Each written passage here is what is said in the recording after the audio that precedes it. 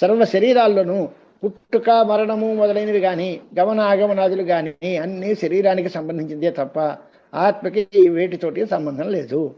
ఆత్మకి ఈ ధర్మాలు ఏమీ లేవు అని అర్థం చెప్పుకోవాలి. తర్వాత సంఘాత స్వప్నవత్ సర్వే ఆత్మ మాయా విసర్జితా ఆధిక్యే సర్వసామ్యేవా నో ఉపపత్తిరిహి విద్యతే. ఇక దీని తర్వాత ఘటాది స్థానీయాస్తు దేహాది సంఘాతా. సంఘాతా అన్నారు. సంఘాతము అనే మాటకి అర్థం ఏమిటి? శరీరాలు, దేహాలు వేరువేరుగా ఉన్నాయి. అవి ఒక శరీరం చాలా మంచిది, దేవ శరీరం చాలా గొప్పది, మనుష్య శరీరం మధ్యమ శరీరం, ఇంకా హీనమైనటువంటి శరీరాలు ఏదో పశుపక్ష్యాది శరీరాలు, స్థావరాంత అధోగతి, ఇంకా ఇలా వీటిల్లో ఇది గొప్పది అది తక్కువది ఇవన్నీ సమానంగా ఉన్నాయి. ఈ మాటలన్నీ ఏమిటి అయ్యాన్నాడు. ఇదంతా కూడా సంఘాతంలో కనిపించే మార్పులు చేర్పులు ఇవన్నీ కూడా ఆత్మ మాయా విసర్జితములే తప్ప వస్తుతః వీటిల్లో తేడాలు కానీ హెచ్చుతగ్గులు కానీ ఏమీ లేవు. ఆధిక్యంలో కానీ సర్వసామ్యంలో కానీ ఎక్కడా ఉపపత్తి కనపట్టలేదు. ఓ ఆత్మ పెరిగి పెద్దది, ఓ ఆత్మ చిన్నది, ఓ ఆత్మ గొప్పవాడు, ఓ ఆత్మ తక్కువవాడు, ఇలాంటివి ఏం లేవయ్యా. ఆత్మ నాలాత్మే లేదు, అంతా ఒకటే. దాని లాంటిది కాదు, దానికంటే గొప్పది లేదు. సమశ్చ అభ్యధికశ్చ దృశ్యతే అని ఉపనిషత్తు. వాడితో సమానమైన వ్యక్తి మరోడు లేడు, వాడికంటే గొప్పవాడు లేడు. ఆత్మే సర్వశ్రేష్టము, ఏకం. దానికంటే తక్కువది లేదు, ఎక్కువది లేదు, దాని లాంటిది లేదు. ఇవన్నీ ధర్మాలన్నీ కూడా కల్పితములు, అవిద్యా కల్పితములే. దానికి భాష్యం చూద్దామా. ఘటాధిస్థానీయాస్తు దేహాది సంఘాతా. ఉదాహరణ, ఆకాశం దగ్గర ఘటాకాశం మఠాకాశం అని పేరు పెట్టారు. అది ఆ దేహాది సంఘాతములు అనేటువంటివి ఘటాది స్థానములు. అంటే అక్కడ ఘటం ఎలాంటిదో ఇక్కడ దేహం అలాంటిది. కార్యకరణ సంఘాతం దేహేంద్రియాదులు ఇవి అలాంటివి. ఇవి ఎలాంటివి? స్వప్న దృశ్య దేహాదివత్ మాయా వికృత దేహాదివచ్చ. రెండు రకాలు. ఆత్మ మాయా విసర్జిత స్వప్నవత్ సర్వే అన్నాడు కదా. తన యొక్క స్వప్నంలో కనపడిన శరీరాల్లాగా లేదా మాయావి నిర్మించినటువంటి శరీరాల్లాగా ఆత్మమాయా విసర్జిత అంటే ఆత్మ యొక్క మాయా అంటే అవిద్య, తయా ప్రత్యుపస్థాపిత అంటే తన యొక్క అజ్ఞానము చేత కల్పింపబడినవి. పరమార్థత సంతి ఇత్యర్థ. అవి వాస్తవంగా లేవు.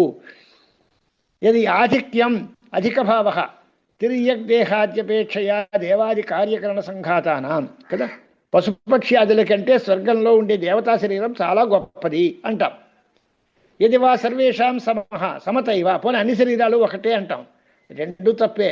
అది పెద్దది, ఇవన్నీ సమానంగా ఉన్నాయి. వీటిల్లో ఎక్కడా ఉపపత్తి కనపట్టం లేదు. నైషాం ఉపపత్తి సంభవ సద్భావ ప్రతిపాదకో హేతురు విద్యతే నాస్తి. ఉపపత్తి సంభవము అంటే ఉపపత్తిని కుదర్చడానికి తగిన హేతువులేవి కనపట్టం లేదు. అది ఉనికి చెప్పడానికి, అది అవుతుంది అనడానికి తగిన కారణాలు కనపట్టం లేదు. ఇది ఇది పెద్దది అని చెప్పడానికి కారణం లేదు. ఇవన్నీ సమానంగా ఉన్నాయి అని చెప్పడానికి కారణం లేదు. ఆధిక్యానికి కానీ సర్వసామ్యానికి కానీ ఉపపత్తి అనేది లేదు, ఉపపత్తి సంభవం లేదు అని అర్థం. నైషా ఉపపత్తి సంభవ సద్భావ.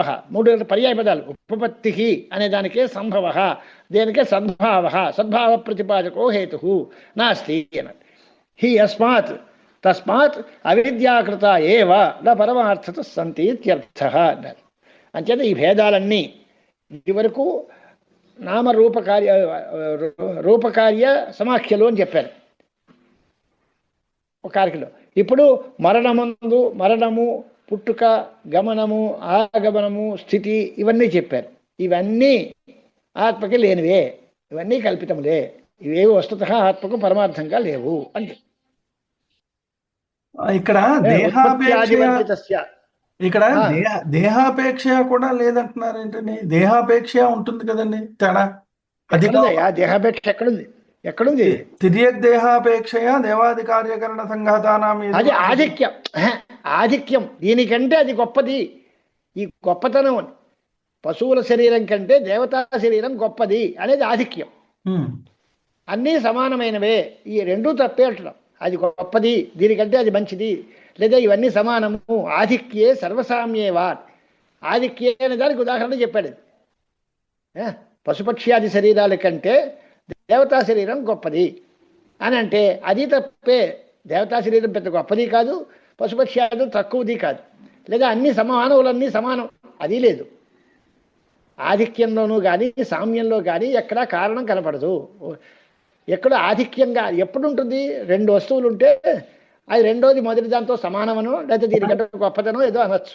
అసలు భేదమే లేదు, ఉన్న వస్తువు ఒకటే అన్నప్పుడు ఇది గొప్పది, దీని లాంటిది, ఈ మాటలన్నీ ఎక్కడంటారు? ఆత్మ భేదమే లేదు కదా, పరమార్థ కల్పితం కాదు, పరమార్థం కాదు, కల్పితమైన భేదాలు.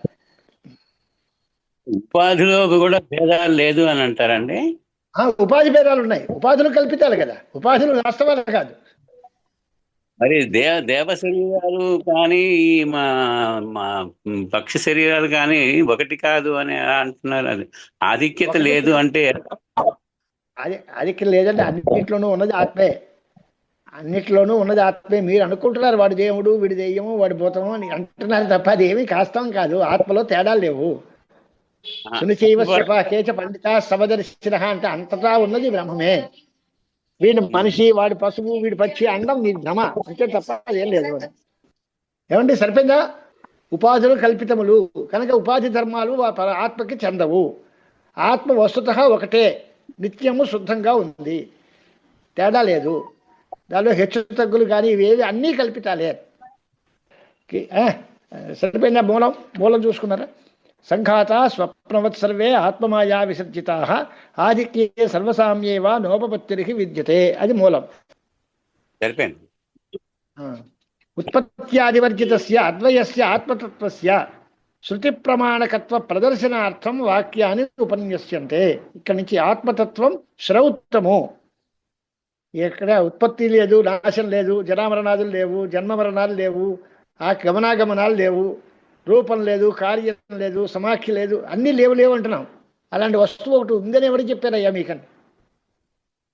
దానికి ఓ పేరు ఊరు లేకుండా అది లేదండి, దాని మార్పు లేదు, అది ఏ పని చెయ్యదు, దానికి ఓ పేరు లేదు, ఆకారం లేదు, ఊరు లేదు అంటే అది అసలు ఆ వస్తువు ఉందని మాత్రం ఎవడు చెప్పాడు? ఉందంటలో ప్రమాణం ఏంటి అని అంటే దానికి శృతి సమ్మతమైనటువంటి మార్గాలు శ్రౌతత్వం చెబుతున్నాడు. ఆత్మతత్వం ఉపనిషత్ సిద్ధం. వేదవాక్యాలన్నీ ఆత్మతత్వాన్ని ఉన్నట్టుగా చెబుతున్నాయి కాబట్టి ఆత్మతత్వం ఉంది. అది అద్వితీయము, ఉత్పత్త్యాది వర్జితము ఆత్మతత్వం. అది శృతి ప్రమాణం చేత అంగీకరించాలి మనం. ఆత్మ ఎక్కడుంది? నువ్వే నీ స్వరూపంలోనే ఉంది. మరి ఎందుకు తెలియట్లేదని? నీ అజ్ఞానం నిన్ను కడ్డుతోంది. ఆ అజ్ఞానం పోగొట్టుకుంటే నేనే బ్రహ్మ అనే విషయం నీకే తెలుస్తుంది. ఈ ఆత్మతత్వం ఉంది అనడానికి శృతులు ప్రమాణం అని రాస్తున్నారు. ఉత్పత్త్యాదివర్జితస్య అద్వయస్య ఆత్మతత్వస్య శృతి ప్రమాణకత్వ ప్రదర్శనార్థం వాక్యాన్ని ఉపన్యస్యంతే. రసాదయో వై ఏ కోశాః వ్యాఖ్యాతాస్తైత్రీయకే తేషాం ఆత్మా పరో జీవః ఖం యథా సంప్రకాశితః అని ఇక్కడి నుంచి చెప్పేది ఏంటి అంటే అద్వితీయమైన దీనికి తైత్రీయ శృతి ప్రమాణంగా చెప్తున్నారు.